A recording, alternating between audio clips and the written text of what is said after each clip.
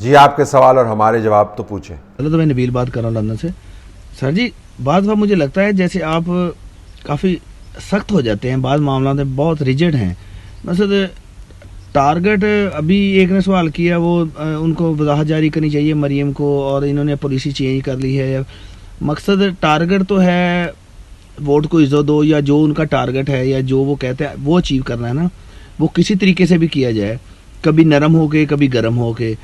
ہمیں تو منزل دیکھنی ہے نا. اگر منزل اچیو ہو رہی ہے تو ہمیں کیا پرابلم ہے، چاہے وہ لڑکے ہو یا پیار سے ہو.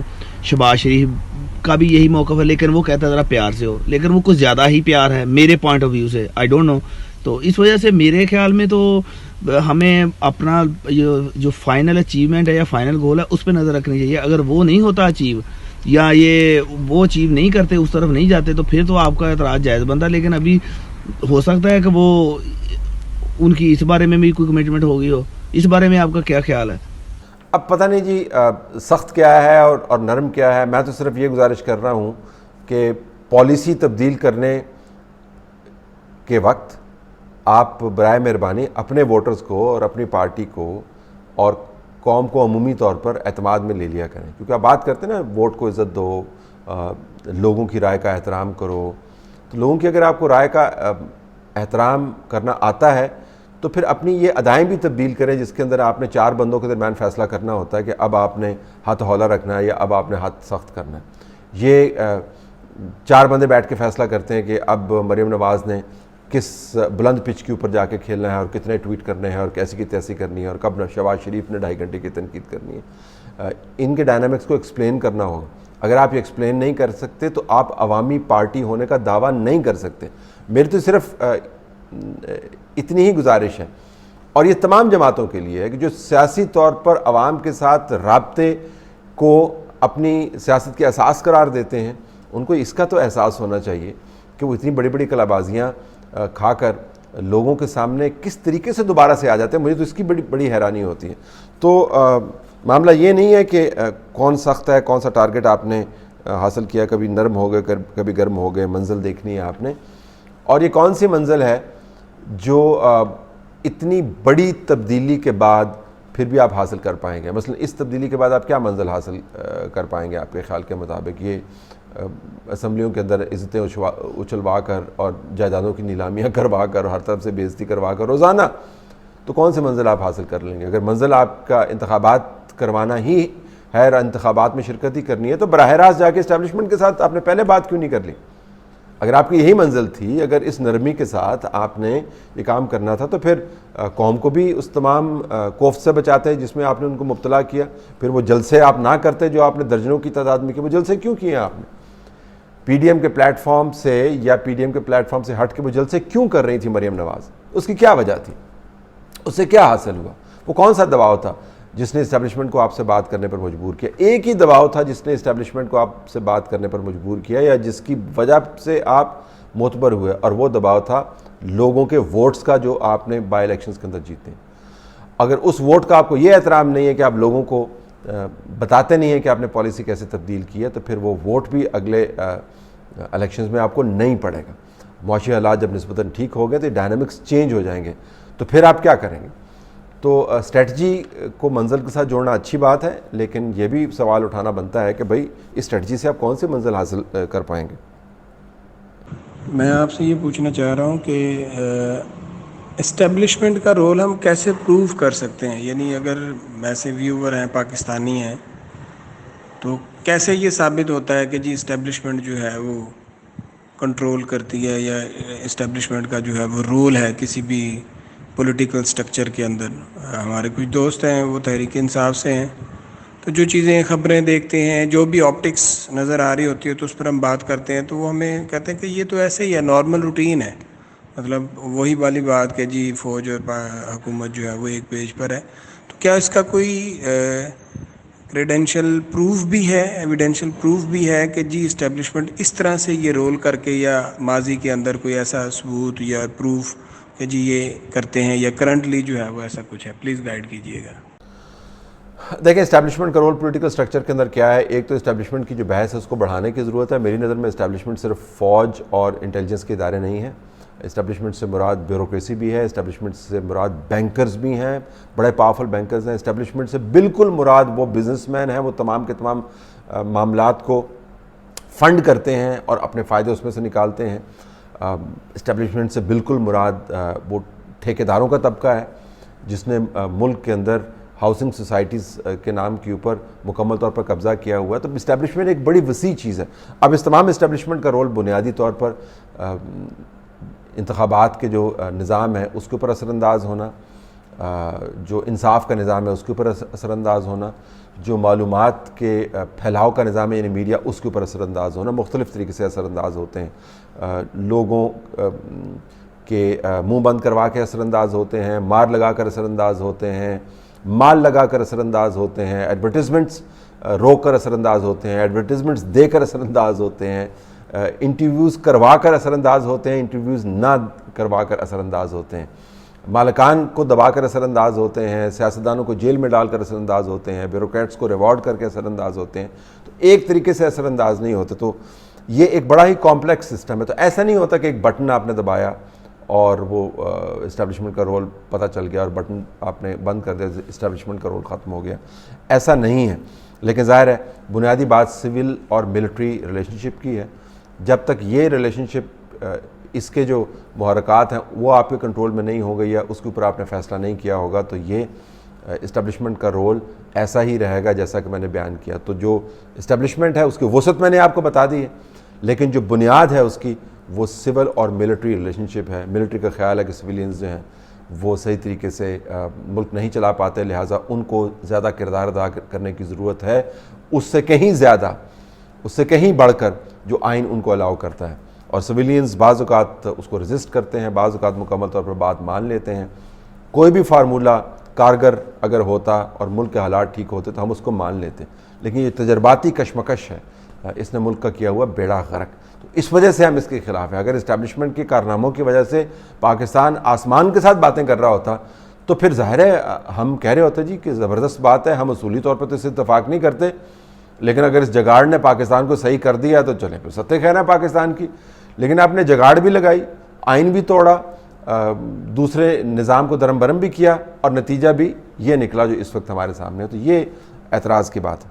طلعت بھائی اللہ میاں آپ کو محفوظ رکھے اور اسی طرح آپ انشاءاللہ کام کرتے رہیں.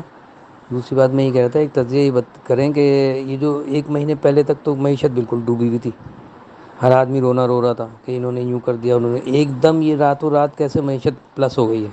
تو اس پہ کوئی آبجیکشن نہیں آتا, اس پہ کوئی صحافی ان سے بات نہیں کرتے, بلکہ لوگ بیٹھ کے خود ان کی تعریفیں کرنے بیٹھ جاتے ہیں ٹی وی پہ. تو مطلب اس پہ کوئی نہیں کہتا کہ جی یہ کیا مسئلہ ہے کہ ایک دم ہی دھڑم تختہ کیسے ایک دم ہی کیسے اوپر چلا گیا یہ. تو اس پہ ذرا تجزیہ دیجیے گا اپنا. جی ہاں بالکل. یہ معیشت کیسے ٹھیک ہوگی ہمیں بھی سمجھ نہیں آئی. ابھی میں ایس ٹی ایچ ایک کر رہا ہوں 3:1, اس کو چینج کر دیں. جی یہ ہمیں بھی سمجھ نہیں آئی. بڑی دلچسپ بات ہے. جو اعداد و شمار جو ہیں اس کے اوپر بین الاقوامی ادارے بھی سر کھجا رہے ہیں, لیکن چونکہ پاکستان کے ساتھ آج کل انہوں نے ہاتھ ہولہ رکھا ہوا ہے, کیونکہ امریکی جو ہیں افغانستان میں پاکستان کے ساتھ کے معاملے پر پاکستان کے ساتھ بات چیت کر رہے ہیں, تو بین الاقوامی لینڈنگ انسٹیٹیوشنز جو ہیں IMF سمیت انہوں نے ہاتھ ہولہ رکھا ہوا ہے, تو انہوں نے اس کے اوپر کوئی زیادہ بات نہیں کی. لیکن جو اعداد و شمار کی بیس ہے نا یہ کافی کمزور ہے. مثلا میں آپ کو بتاؤں کہ زراعت کہتے ہیں جی زراعت کی وجہ سے اور ایک دو اور سیکٹرز ہیں ان کی وجہ سے یہ نمبرز جو ہے نا غیر معمولی طور پر اچھے ہوئے. اور آپ نے دیکھا ہوگا کہ پاکستان اس وقت زرعی اجناس کا نیٹ امپورٹر ہے. پاکستان نے زرعی اجناس جو ہیں وہ نیٹ امپورٹ کرنی شروع کی ہوئی ہیں اپنے ریزروز کو مینٹین کرنے کے لیے اور اپنی انڈسٹری کی اور لوگوں کی ضرورت کو پورا کرنے کے لیے, چاہے وہ شوگر ہو, چاہے وہ کاٹن ہو, چاہے وہ ویٹ ہو. تو ایک ایسا سیکٹر جو پرفارم صحیح طریقے سے نہیں کر رہا اور اس حد تک نہیں کر رہا کہ آپ کو بلینز آف ڈالرز کی چیزیں باہر سے منگوانی پڑ رہی ہیں, اس کی وجہ سے آپ کی اکانومی ٹھیک کیسے ہوگی. تو اس کے اوپر بہت بڑا سوالیہ نشان ہے. لیکن چونکہ پاکستان میں سب کچھ چلتا ہے, دیکھیں جب آپ ریفرینڈمز کے اندر اپنے من پسند کے نتائج نکلوا لیتے ہیں, جب آپ 7-8 کروڑ عوام کے ووٹس جو ہیں ان میں سے نتائج اپنے من پسند کے نکال لیتے ہیں, جب آپ سینٹ کے اندر میجورٹی نہ ہونے کے باوجود اپنی من پسند کا چیئرمین الیکٹ کروا لیتے ہیں, جب آپ قانون سازی کی وہ استطاعت نہ رکھنے کے باوجود قانون سازی کروا لیتے ہیں درجنوں کی تعداد میں، تو پھر اس قسم کی اعداد و شمار تو آپ کے یہ بہت آسان ہے پیدا کرنا۔ اعداد و شمار کا جو کھیل ہے اس کی ایک حد ہے، کوئی نہ کوئی وقت آئے گا کہ بین الاقوامی ادارے سیریس سوال اٹھائیں گے کہ یہ جو آپ نے بنیاد بنائی ہے اعداد و شمار کی، یہ کتنی درست ہے۔ طلعت صاحب کیسے ہیں آپ؟ ٹھیک ہیں؟ اچھا طلعت صاحب، سوال میرا یہ تھا کہ کیا ہمارے جو مقتدر حلقے ہیں، کیا ان کے پاس کوئی انٹرنل میکینزم نہیں ہے پبلک اوپینین کو اسیس کرنے کا کہ پبلک اوپینین کا موڈ کیا چل رہا ہے اور عوام کتنے جو ہیں وہ تنگ آ چکے ہیں؟ تو کیا ہمارے مقتدر حلقے کوئی ایسا میکینزم نہیں رکھتے کہ پبلک اوپینین کو اسیس کر سکیں اور اس کو ایڈریس کرنے کے لیے کچھ کریں؟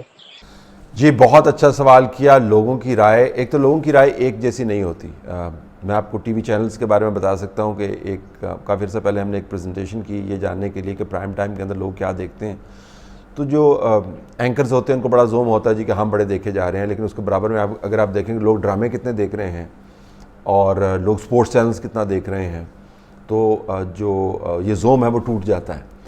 تو ایک تو یہ کہ پبلک اوپینین ٹرینڈز جو ہیں وہ کن کن شعبوں کے اندر آپ لیں گے، لیکن عمومی طور پر پبلک اوپینین ٹرینڈز کے سرویز ہوتے ہیں، دنیا بھر کے اندر سرویز کیے جاتے ہیں کہ لوگ کیا سوچ رہے ہیں، لوگوں کی خدشات کیا ہیں، لوگوں کی امیدیں کیا ہیں۔ اور پاکستان میں کچھ ادارے ہیں جو پبلک اوپینین ٹرینڈز کرتے ہیں، اور میں کبھی کبھار ان اداروں کے جو سرویز کے نتائج ہیں آپ سے شیئر بھی کرتا رہتا ہوں۔ تو پبلک اوپینین ٹرینڈ جو ہے اس کا دوسرا پیمانہ انتخابات ہیں۔ انتخابات 5 سال کے بعد ہوتے ہیں، بیچ میں ضمنی انتخابات ہیں، اس سے آپ کو ٹرینڈ کا پتہ چلتا ہے۔ اور پھر پبلک اوپینین ٹرینڈ اگر آپ نے جاننا ہے، اور جس کو جاننے کا شوق وہ ذرا بازار میں جا کے اس کو اسیس کر لیں، جس کا خیال ہے کہ وہ بڑا مقبول ہے پاکستان کے اندر، ذرا بازار میں پروٹوکول کے بغیر جا کر دیکھ لیں، لوگوں کو بتایا کہ میں فلاں بندہ ہوں اور میرے خیال ہے کہ میں نے یہ کام کیا ہے، تو آپ کو پتہ چل جائے گا کہ بازار میں لوگ کیا بات کر رہے ہیں۔ تو پبلک اوپینین کے ٹرینڈز جاننے کی بڑی ضرورت ہے، پتہ بھی ہوتا ہے ویسے لوگوں کو، لہٰذا اس وجہ سے وہ ایوائڈ کرتے ہیں، نہ وہ بازار میں جاتے ہیں، نہ وہ سروس کرواتے ہیں صحیح والے، اور نہ اس کو ماننے کو تیار ہوتے ہیں، اور نہ ہی انتخابات کے نتائج وہ مانتے ہیں۔ السلام علیکم طلعت بھائی، فرحان بات کر رہا ہوں آسٹریلیا سے۔ میرا سوال جاوید ہاشمی سے ریلیٹڈ ہے۔ پچھلے دنوں کبھی ان کے گھر کی دیوار گرا دی گئی، کبھی ان کے بینک اکاؤنٹ سے پیسے نکال لیے گئے، اور جو ریزنز بتائی گئی ہیں اس حساب سے تو بہت سارے ایسے اور لوگ بھی ہیں جن کے خلاف یہ ایکشن لیا جانا چاہیے تھا، لیکن نہیں لیا گیا، صرف جاوید ہاشمی کے خلاف ہی لیا گیا۔ تو ایسا کیوں ہے، اور اس پہ میڈیا بالکل خاموش کیوں ہے؟ آپ پلیز اس پہ اپنا تجزیہ دے گا، جزاک اللہ۔ جی جاوید ہاشمی کے مسائل جو ہیں وہ اپنی جگہ پر موجود ہیں، ان کے ساتھ یہ کیوں ہو رہا ہے، اب اس کی تو میں کیا وضاحت دوں کہ کیوں ہو رہا ہے۔